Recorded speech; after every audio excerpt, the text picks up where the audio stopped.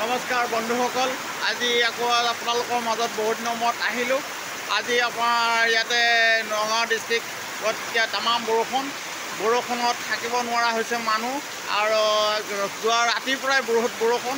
এতিয়া বানপানী সদৃশ আমাৰ ইয়াত সৃষ্টি হৈছে, আৰু বাতৰিটো পাইছোঁ যে গুৱাহাটীটো হৈছে কেউফালে পানী, আৰু মানে ইয়াতে সামুদ্ৰিক ধুমুহাৰ এটা প্ৰভাৱ পৰিছে বুলি অনুভৱ হৈছে।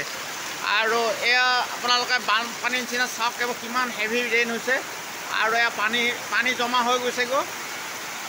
আৰু এইবোৰ গোহালিত গৰুবোৰ সোমাই আছে।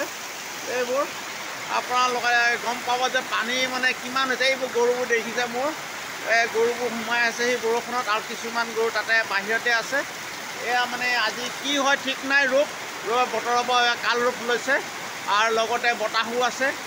আৰু এনেকৈ যদি চলি থাকে অনাগত সময়খিনিত মানে আৰু ভয়ংকৰ মানে পৰিস্থিতি হ'ব বুলি অনুভৱ কৰিছোঁ আমি।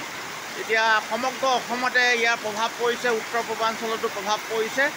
এতিয়া ৰাইজসকল অকণমান ভালে থাকিব। আপোনালোকৰ জেগাত আজিৰ তাৰিখত বৰষুণ পৰিছেনে নাই কমেণ্টত জনাব, আৰু ভিডিঅ'টো এনেকৈ বনোৱাৰ কাৰণে আপোনালোকে ভাল পাইছেনে বা অকণমান মনত কেনেকুৱা অনুভৱ কৰিছে কমেণ্টত জনাব, আৰু মোৰ চেনেলটো ছাবস্ক্ৰাইব কৰি দিব। আজিলৈ আহিছোঁ।